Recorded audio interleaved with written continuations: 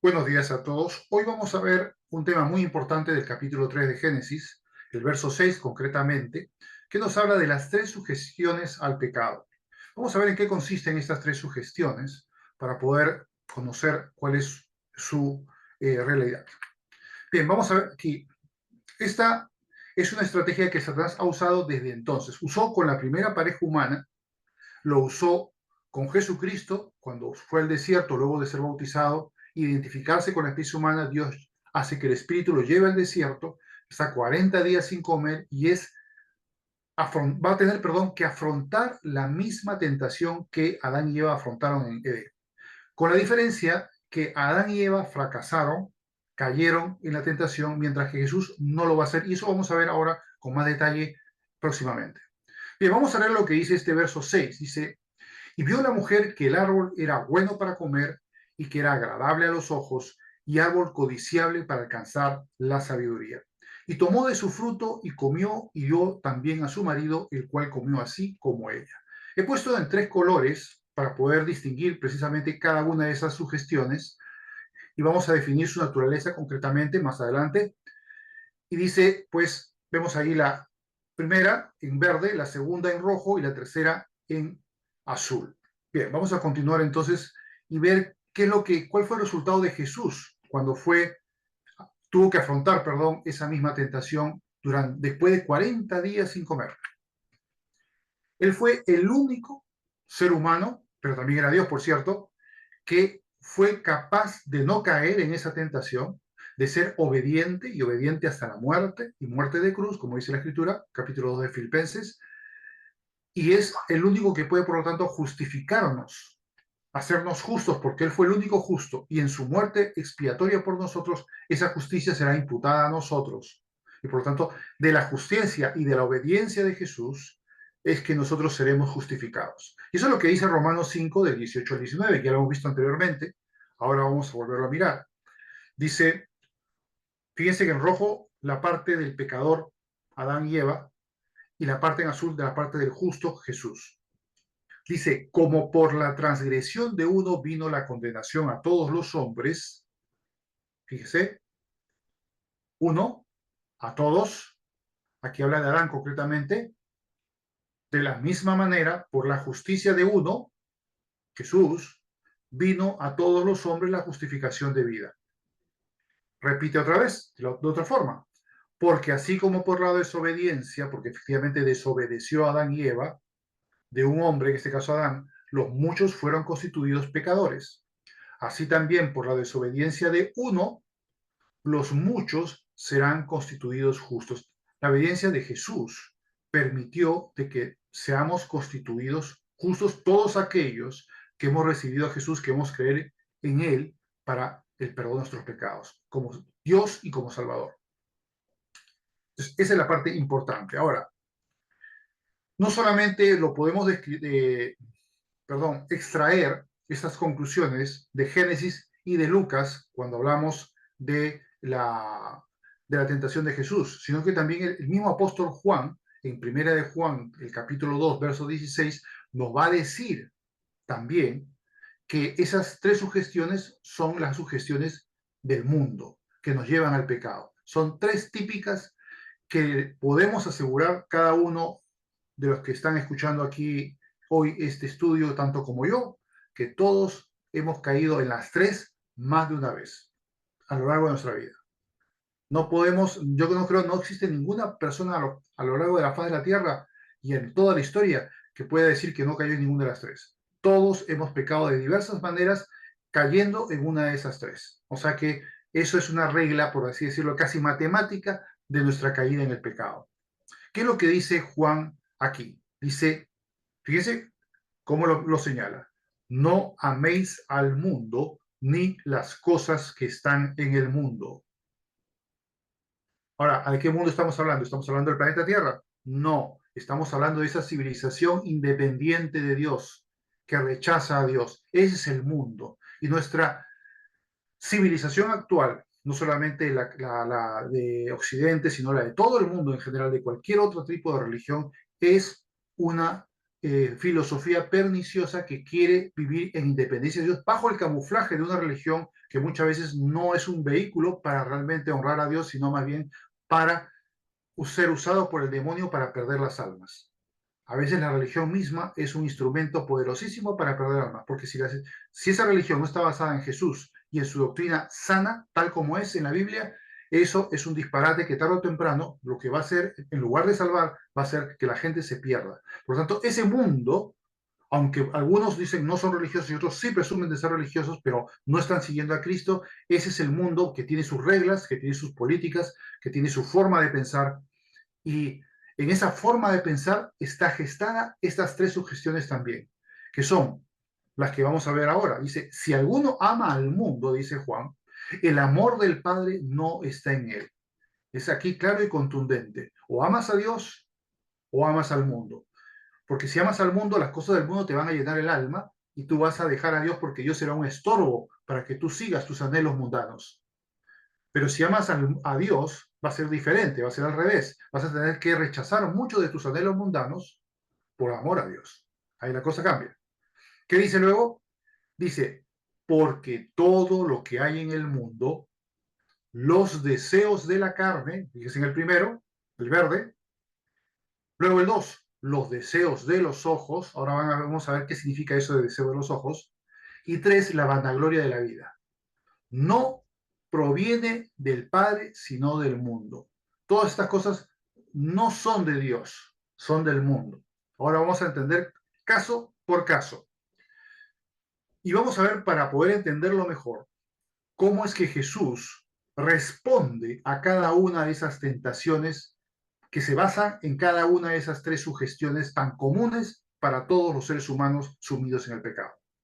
Vamos a ver qué es lo que hizo Jesús. Vamos a empezar por la primera, la satisfacción. ¿Qué significa esto? Es el ansia por satisfacer nuestras necesidades y anhelos carnales. Pero aquí hay una cosa importante, porque uno diría, bueno, hombre, tengo ganas de comer, de tener una casa, de tener un cónyuge, de tener hijos, de tener, qué sé yo, un coche, de viajar o lo que sea. Y hay anhelos que podrían llamarle carnales. Pero no todo anhelo o ansia carnal necesariamente es mala.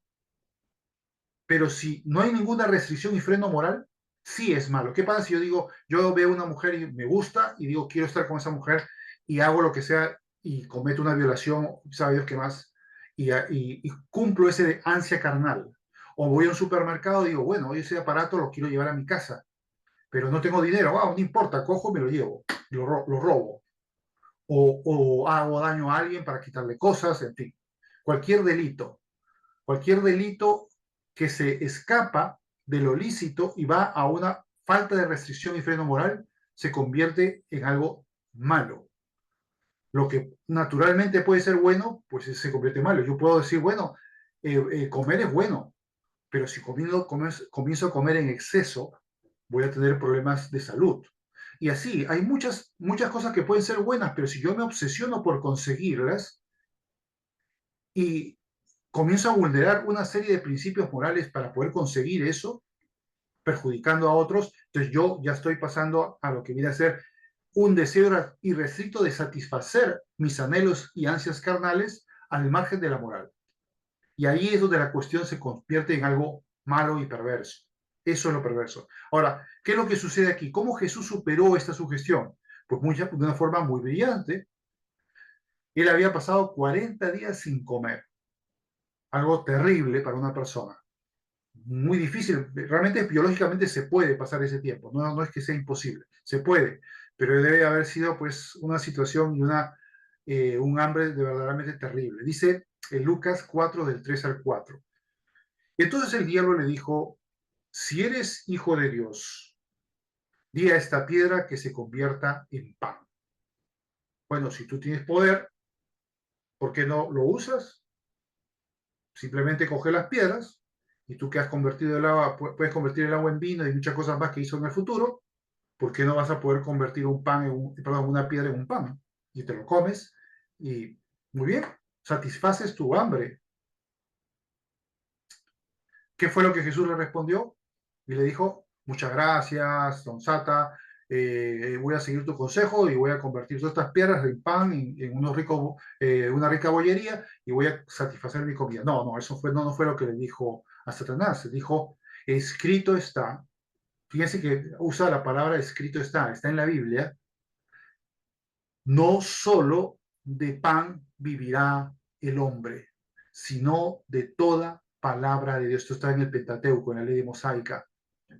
Cuando Dios le dice a Moisés, y Moisés escribe estas palabras, dice, para que el pueblo de Israel sepa, después de todo lo que había sufrido en el desierto, que no solo de pan vivirá el hombre, no solo de satisfacer tus anhelos carnales, sino también de toda la palabra de Dios. Entonces, eso debe ser lo principal y lo que debe normar lo demás. Todo lo que sea dentro de los límites que Dios ha puesto no es malo. Y todas esas ansias carnales podemos satisfacerlas, pero en su debido orden, en sus límites, de acuerdo a lo que Dios nos ha señalado, de lo que es bueno y de lo que es malo, de lo que es honrado y de lo que es deshonesto. Entonces, eso hay que tenerlo en cuenta. Pero claro, el ser humano, y podemos decir que todos nosotros, en más de una ocasión, hemos vulnerado estos límites y hemos querido ser satisfechos a toda costa, aunque sea con algo inmoral, haciendo algo inmoral. Dice aquí, Jesús nunca antepuso la satisfacción de su necesidad de comer a su obediencia a Dios, y por ello rechazó la oferta de Satanás. Vamos a ver ahora el segundo, la posesión. Esto cuando dice, y que era agradable a los ojos, es justamente el ansia de poseer cosas. Y es verdad, si analizamos todo lo que nos agrada a los ojos, todo lo que nos gusta, puede ser un objeto, puede ser una joya, puede ser un coche, puede ser una máquina, puede ser, en fin, lo que sea. Nos va a gustar poseerlo, tenerlo en propiedad. Y como le decía al principio, dentro de los límites morales se puede, pero fuera de ellos no. No es correcto decir que todo lo que deseemos obtener tenemos que obtenerlo. No, hay límites. Aquí lo que dice, todo lo que es grato a los ojos tendemos a desear poseerlo y el anhelo de posesión es muy poderoso en el ser humano. Pero nunca debemos enamorarnos de las posesiones y perder de vista nuestra mejor posesión que es Dios mismo. No podemos hacer como ese rico insensato que habló el Señor Jesús, que decía que había tenido tanto, había conseguido eh, tantos productos de sus haciendas, que dijo, voy a hacer graneros más grandes para llenarlo, y decir, alma mía, tienes muchos bienes preparados, come y bebe y gózate. Y luego dice que aparece un ángel y le dice, necio, esta noche vienen a pedirte tu alma, ¿y para qué va a servir todo lo que has acumulado? Y ahí el Señor nos dice, eso nos indica la necedad del hombre que confía en sus bienes, en las cosas que posee, y no en Dios. Ahí está la diferencia. Nosotros siempre tenemos que tener en consideración a Dios y no pensar de que nuestra gloria y nuestra felicidad va a colmarse en la medida de las posesiones que podamos tener. ¿Qué fue lo que dijo Jesús ante Satanás en esta parte, en esta ocasión, a esta sugestión en el capítulo 4, verso del 5 al 8? Dice, y le llevó el diablo a un alto monte y le mostró en un momento todos los reinos de la tierra. Fíjense que de ese monte, en una visión, evidentemente, vio todos los reinos de la tierra y su gloria. Y le dijo el diablo, a ti te daré toda esta potestad y la gloria de ellos, fíjense lo que está diciendo, porque a mí me ha sido entregada, y eso fue por la caída del hombre, justamente, que vemos en Génesis, es a partir de ese entonces que Satanás queda en posesión de todo eso, por la caída del hombre. Pero ahora vamos a ver que Jesús lo va a recuperar. Vamos a verlo luego. Dice luego entonces, y le dijo el diablo, a ti te daré toda esta potestad y la gloria de ellos, porque a mí me ha sido entregada y a quien quiero la doy. ¿Pero qué condición? ¿Cuál es la condición aquí? Sí, sí, te voy a dar todas estas cosas, pero si tú postrado me adorares, todos serán tuyos. Fíjense qué condición tan grave y terrible. Le está diciendo, Jesús, tú eres el Hijo de Dios, pero ahora ya no vas a adorar a tu Padre, sino me vas a adorar a mí. Y si tú me adoras a mí, yo te daré todas estas cosas.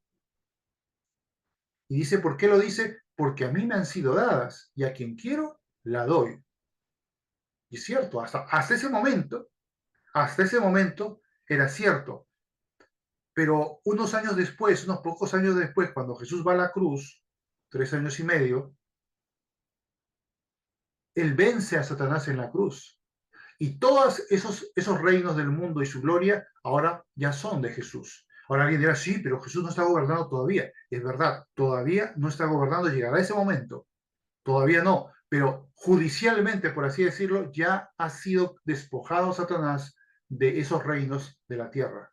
Y aunque todavía aparentemente los gobierna en su delirio de engaño hacia las mentes humanas, sin embargo, en la cruz ya fue despojado y Satanás perdió. Y quien ganó fue Jesús. Y un día llegará el día del cambio de propiedad, el día del desalojo de Satanás de la tierra para la posesión del reino de Dios de Jesús en la tierra.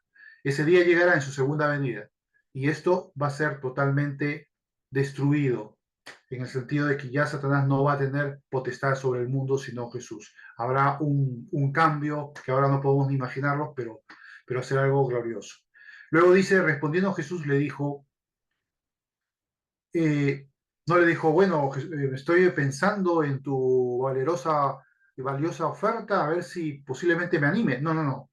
Él respondió enfática y directamente, vete de mí, Satanás, porque escrito está, o él va a decir, vuelve a la escritura, escrito está, al Señor tu Dios adorarás y a Él solo servirás. Dice, tú puedes ofrecerme el oro y el moro, pero yo jamás, jamás voy a dejar de adorar a mi Padre Celestial. Jamás. Solamente lo voy a servir a Él. Es un ejemplo para nosotros de esa integridad de Jesús, de que Él no claudica en sus principios.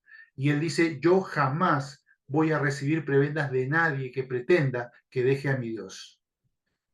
Jamás. Que deje de glorificarle, que deje de hacer lo que tengo que hacer por mi Dios. Eso jamás voy a claudicar. Siempre voy a ser fiel y no voy a dejar que ninguna anhelo de poseer cosas me nuble la mente para que yo ceda y al final tenga que postrarme ante Satanás. Por cierto, hay muchos cantantes, empresarios, líderes, políticos incluso. Los podría aburrir nombrando algunos, pero voy a solamente nombrar uno solo. El caso de Bob Dylan, por ejemplo. Bob Dylan era un cantautor que en la juventud, y eso lo podéis comprobar simplemente en YouTube, poner Bob Dylan, Bienvenido al Mar Diablo, por ahí van a encontrar la entrevista que le hacen a Bob Dylan, y él con una cara muy seria, él dice que, bueno, tenía que seguir las órdenes del jefe. Y el otro, ¿de qué jefe estás hablando? ¿De este mundo? No, no, no. Del mundo, de este y del otro, del mundo que no podemos saber nada. Y él efectivamente hizo un contrato, vendió su alma para poder tener éxito, fama y dinero. Ahora, uno dirá, ¿será pues una casualidad o una superchería, simplemente una superstición? Pues no, fíjense que hace pocos años Bob Dylan recibió el Premio Nobel de Literatura. Y uno diría, pero Bob Dylan literato, sí, Bob Dylan no es literato. Y dicen que era solamente por la letra de sus canciones. O sea que parece que alguna de las cláusulas del contrato aquí con Satanás las ha cumplido bastante bien, ¿eh? Porque sí, es bastante dinero ese premio. Premio Nobel de Literatura. O sea que, y es un absurdo que un cantautor sea un premio de literatura. Pero ya ven que parece que el contrato funciona. Pero yo no creo que nadie tenga que caer en ese nefando pecado de negociar con Satanás un éxito, riqueza, posesión, pero al precio de perder el alma. Yo creo que siempre todavía tiene la posibilidad de arrepentirse de Bob Dylan. Porque como alguien dijo, el alma realmente no la puede comprar nadie. Es una forma de decir, nada más. Es una forma de decir, sométete a la adoración a Satanás, pero el alma no la puede vender. El alma es de Dios. Por lo tanto, él todavía tiene la esperanza de poder arrepentirse y ir a que Jesús recibiera en su corazón y ser salvo. Bien, continuamos entonces con la siguiente, en el siguiente cuadro. Dice aquí, Jesús, en cambio, no se dio a tan extraordinaria oferta. Persistió en señalar que él solo adorará y servirá a Dios, su Padre. Él estuvo dispuesto por amor a nosotros y en obediencia al Padre a ir al tormento romano de ser torturado, flagelado y crucificado para salvarnos, y saliendo victorioso en su resurrección, él despojó a Satanás de esos dominios que se ufanaba poseer y que en la cruz Jesús conquistó para sí. Acá está mal escrito.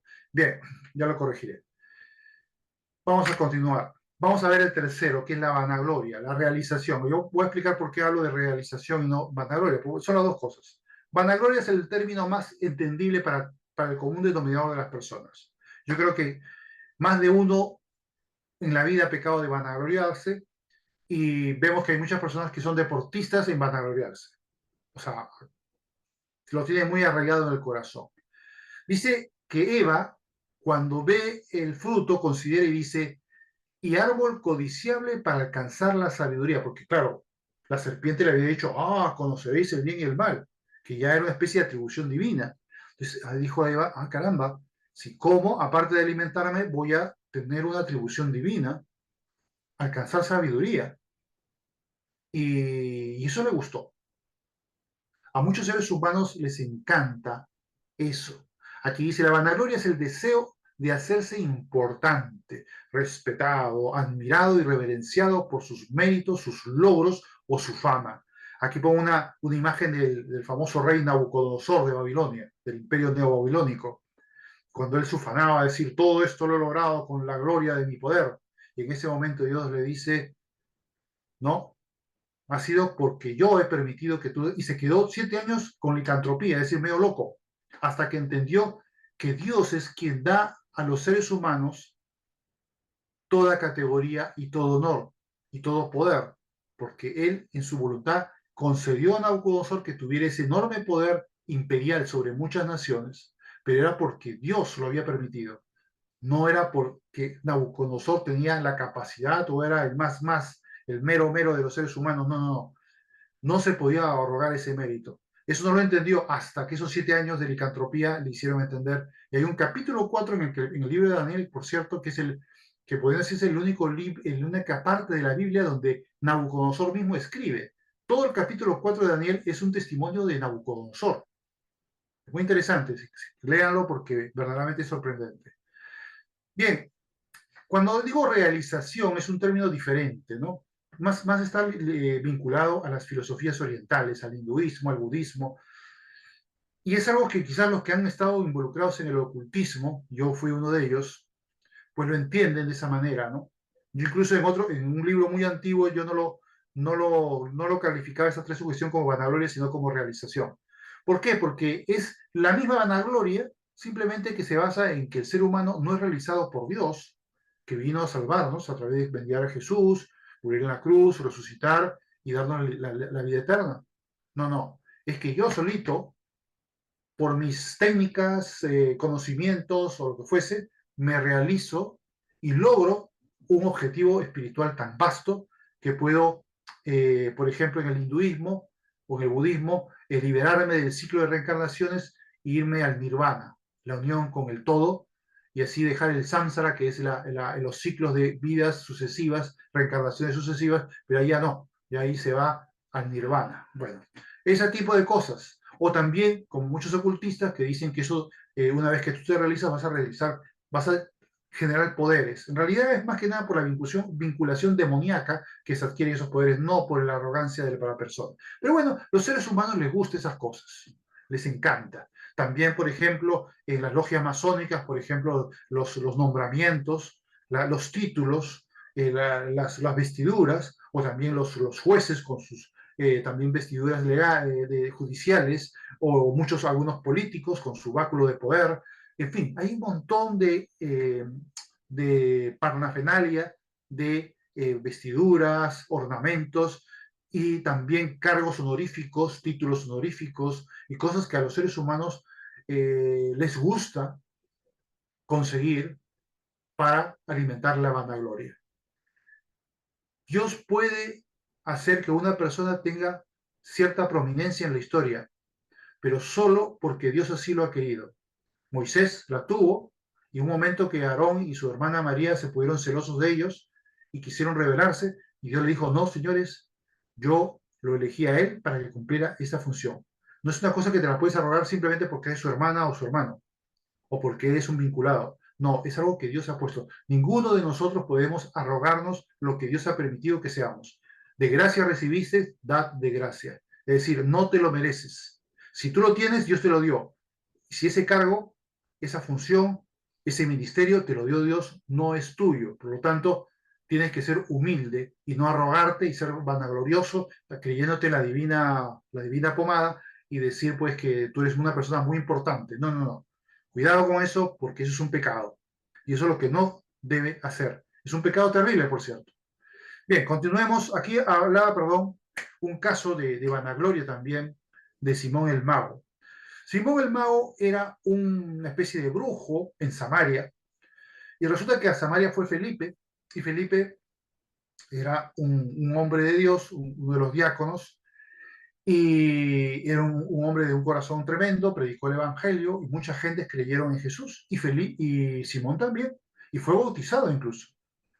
Pero un buen día, cuando vienen Pedro y Juan y comienzan a bautizarlos en el Espíritu Santo, es decir, para que recibieran el poder del Espíritu Santo, no el Espíritu Santo, sino el poder ministerial del Espíritu Santo, pues, ¿qué pasó? Que vio que comenzaban a hablar en lenguas, en fin, tenían una serie de efectos. Y Simón el Mago, que era un hombre ambicioso y vanaglorioso, les ofreció dinero a Pedro y a Juan para que les diera ese mismo don de que en sus manos hacer que descienda el Espíritu Santo sobre otras personas. Y por supuesto, Pedro le dijo, yo veo que en gran iniquidad y oscuridad está tu corazón.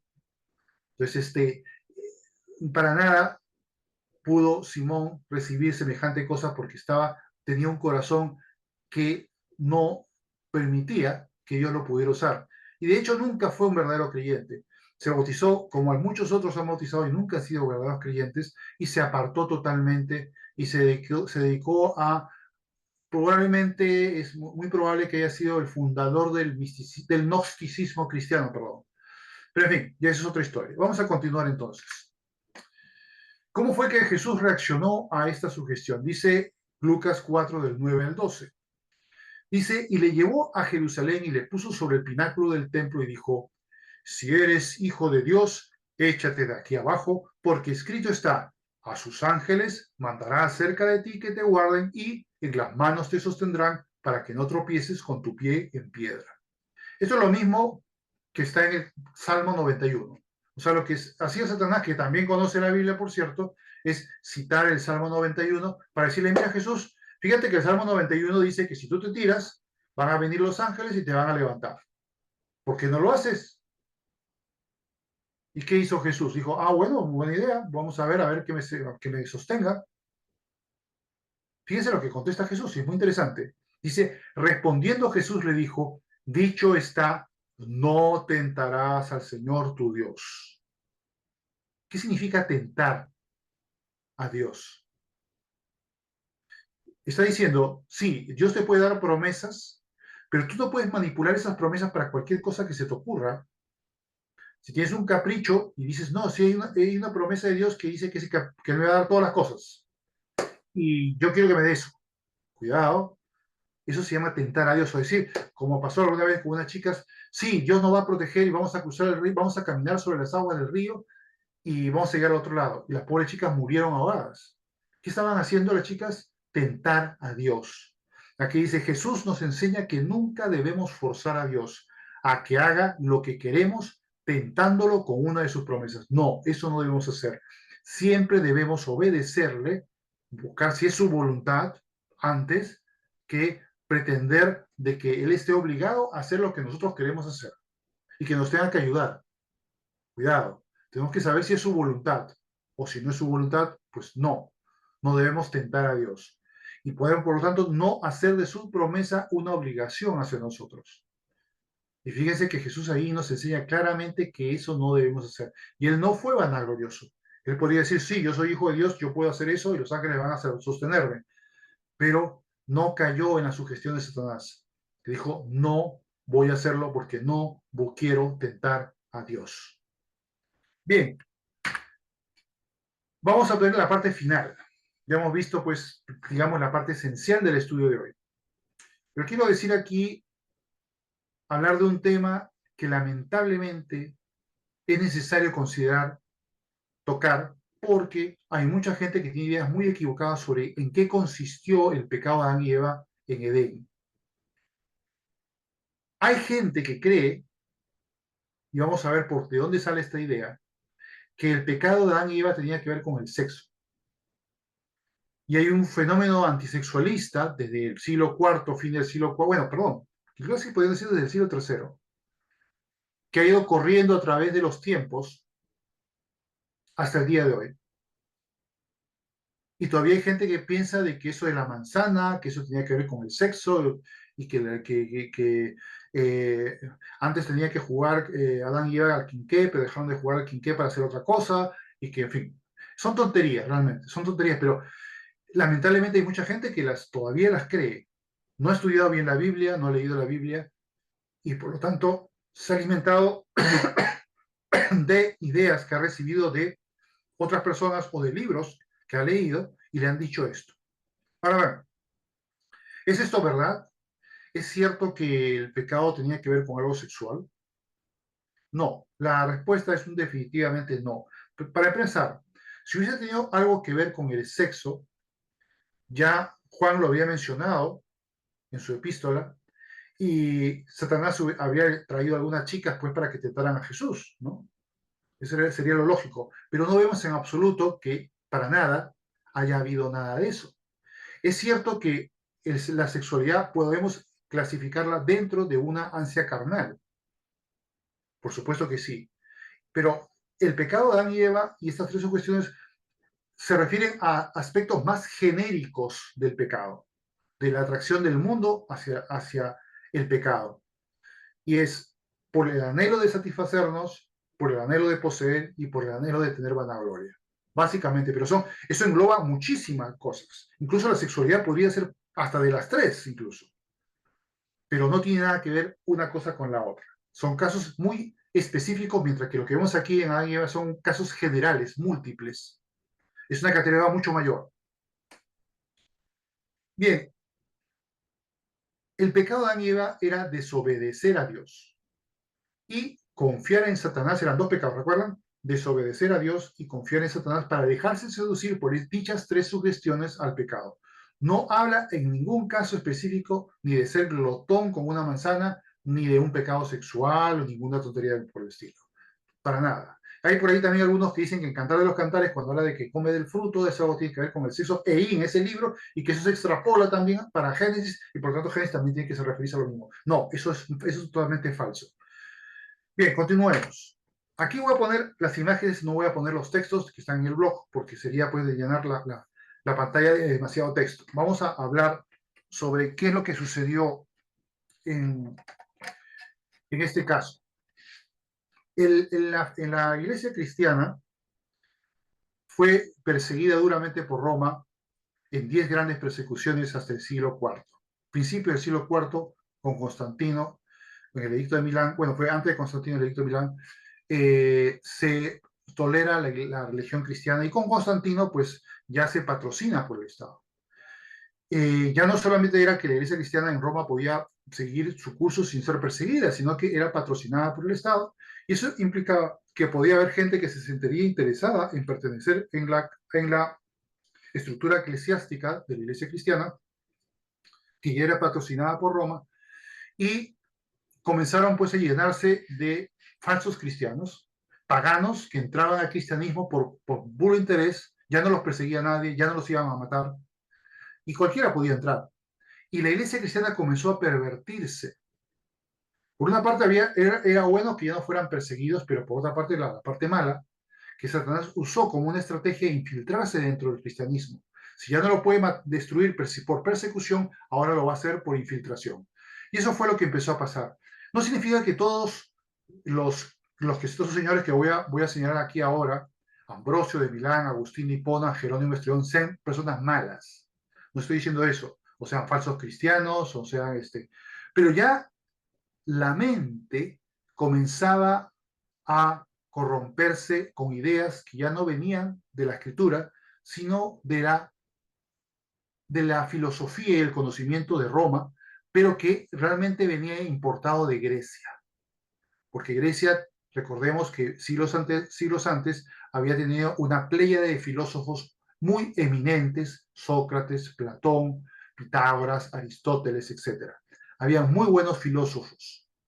Y la filosofía griega adquirió un poder mucho mayor en la fe cristiana y muchos pensadores cristianos recogieron mucho de la filosofía griega. Entonces, el helenismo, que es la forma, digamos, la civilización griega moderna de esa época, después de Alejandro Magno, pues transporta mucho de la filosofía griega a Roma y Roma a su vez a los pensadores cristianos y a las grandes autoridades del cristianismo.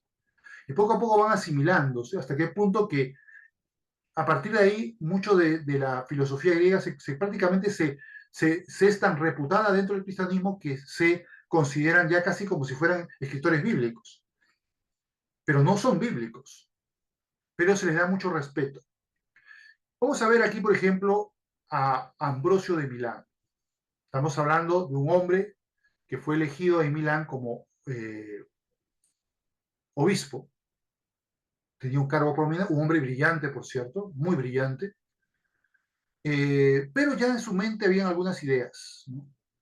El neoplatonismo, por ejemplo, también era una forma de pensar de los griegos, donde también se enfatizaba el problema de la carne como contraposición al espíritu. El espíritu es lo puro y la carne es lo bajo, lo que atrae hacia abajo, hacia el infierno, hacia la pecaminosidad, mientras que el espíritu es algo puro que se eleva.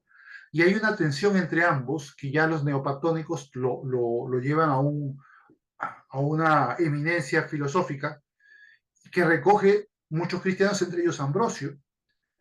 Y resulta que Agustín, que está en el medio, por si acaso, estas imágenes no necesariamente son como eran ellos, no sabemos exactamente cómo serían ellos, pero bueno, da igual.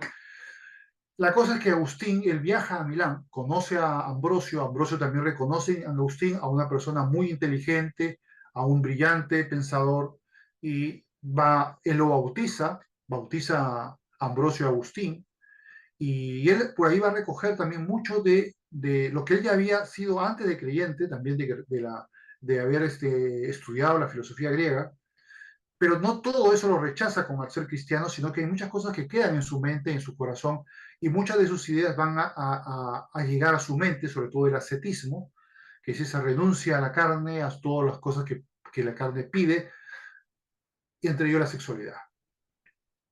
Ahora, ¿qué pasa con Agustín? Agustín había sido de joven una persona que el sexo le iba muy bien.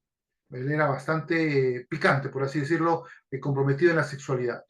No sabemos cuántas mujeres habrá estado, pero la cosa es que a los 19 años él se consigue una mujer con la que va a convivir durante 14 años y va a tener un hijo. Pero en su mente, él nunca se casa con la mujer. Y es más, su madre le está buscando una mujer de alta alcurnia, que no sea como esta plebeya con la que estaba conviviendo como concubina, y para poder casarse con una mejor mujer.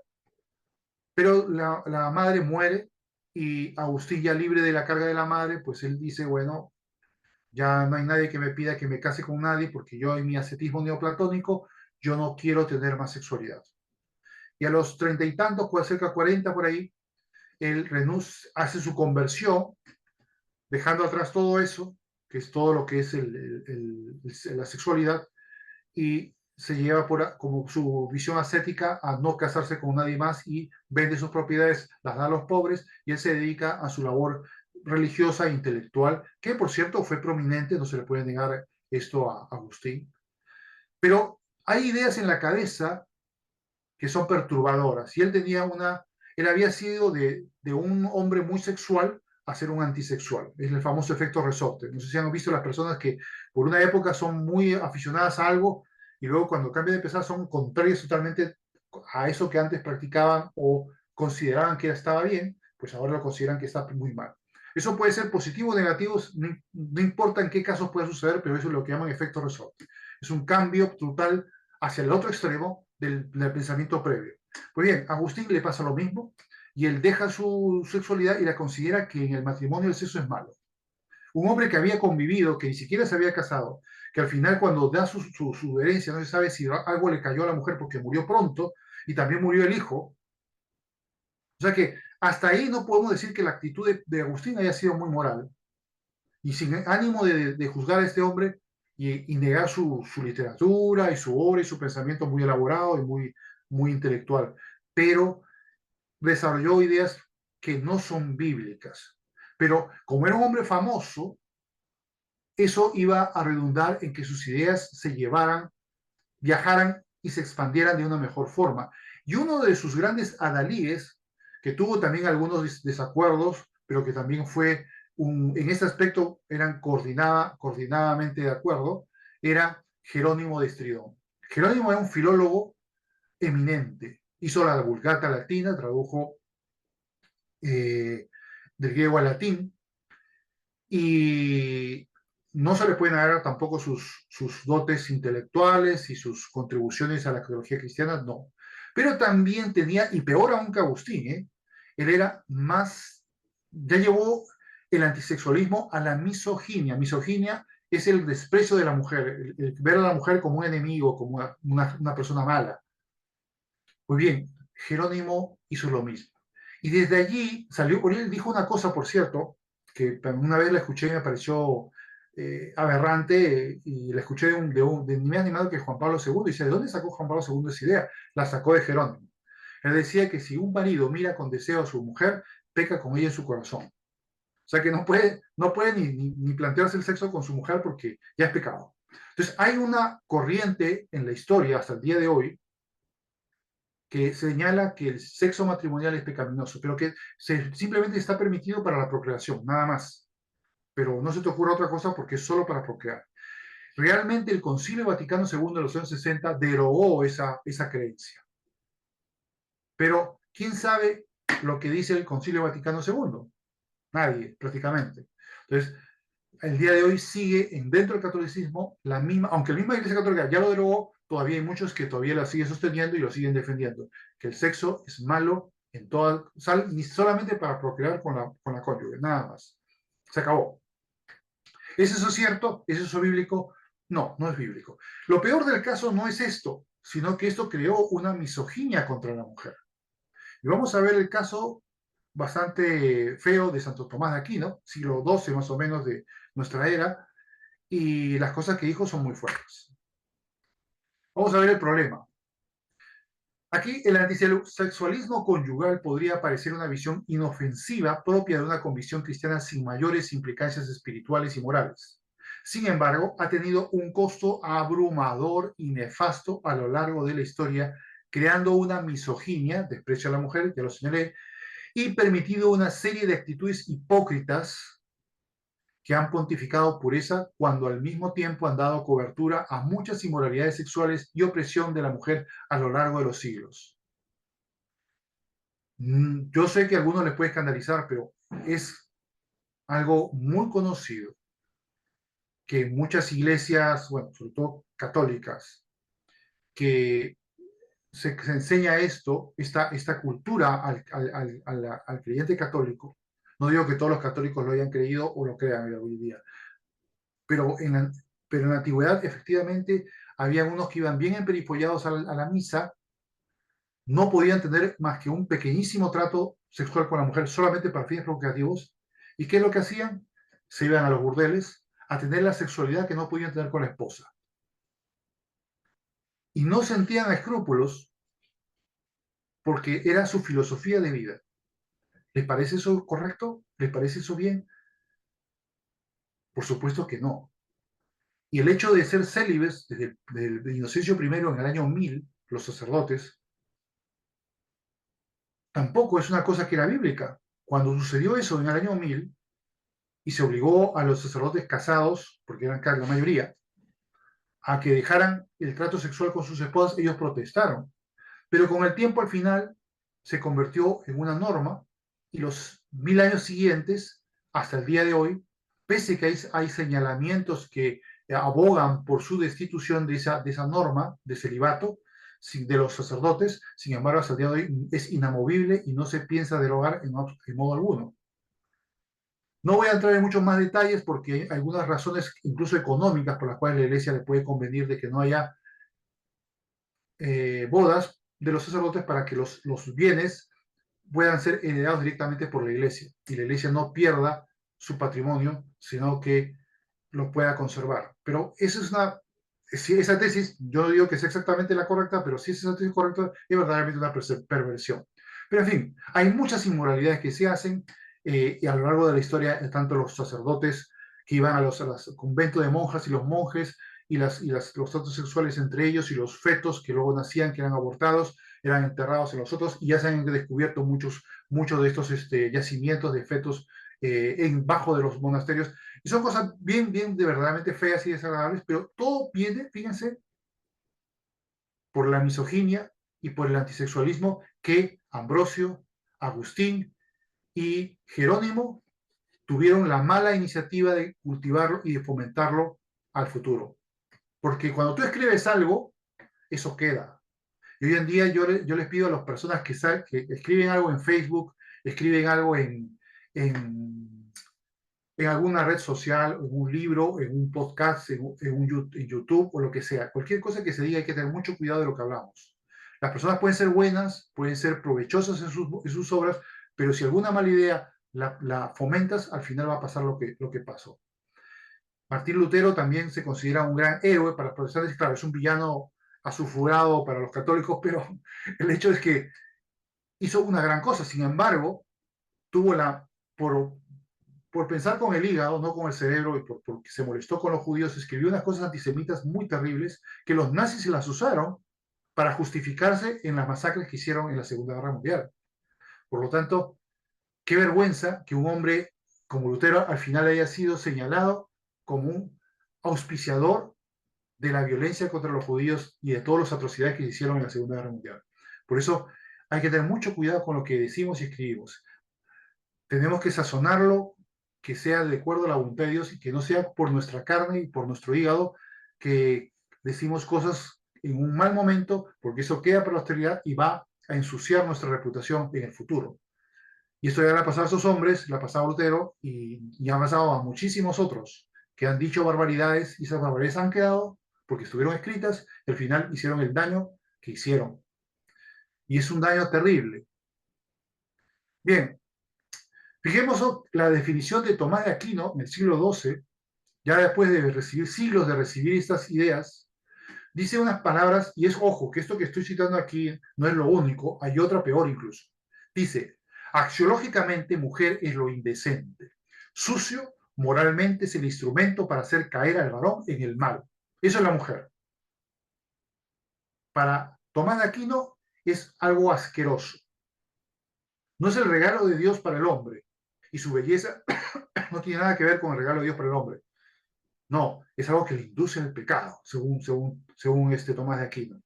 Dice, mientras que el varón es el bien, lo apetecible, pues fue creado antes que la mujer para significar su superioridad en dignidad y gobierno. Es verdad que al ser creado antes que la mujer le da una dignidad mayor, es cierto, eso es cierto. Sin embargo, eso no significa que esto da cobertura a que la mujer sea mala. Simplemente hay una subordinación, nada más. Nosotros estamos subordinados a Jesús. Somos hermanos de Jesús, pero somos sus siervos. Tenemos que obedecerle a Él. Él es nuestro Señor. Y la mujer es la cabeza el hombre es la cabeza de la mujer. Hay una señal de supervisión. Eso es cierto, eso es bíblico y es correcto. Pero esto no dice que la mujer sea mala, ni que el hombre es malo, ni que la mujer sea mala. Y fíjense lo que dice al final, y con esto termino. 1 Corintios 11, del 11 al 12. Esto Pablo nos va a poner en su sitio a estas personas que piensan estas barbaridades. Dice, pero en el Señor ni el varón es sin la mujer, o sea, no es que el varón tenga que arrogarse que es más que la mujer, ni la mujer sin el varón. Porque así como la mujer procede del varón, también el varón nace de la mujer. Yo puedo tener un jefe y yo ser subalterno del jefe, pero el jefe no es más ser humano que yo. ¿Se dan cuenta? El hombre no es más ser humano que la mujer y viceversa tampoco. La mujer vino del varón y el varón nace de la mujer. Eso nos dice Pablo. Por lo tanto, no podemos arrogarnos los varones de que somos superiores a las mujeres.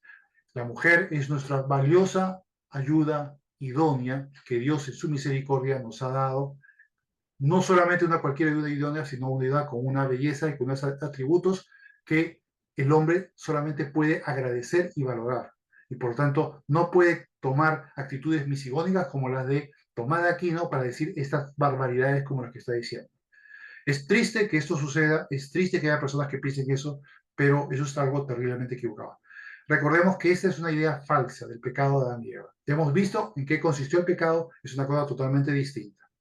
Bien, con esto hemos terminado y el próximo estudio vamos a ver ya más pasajes bíblicos del capítulo 3 y vamos a ver cuáles son las consecuencias de la caída del hombre.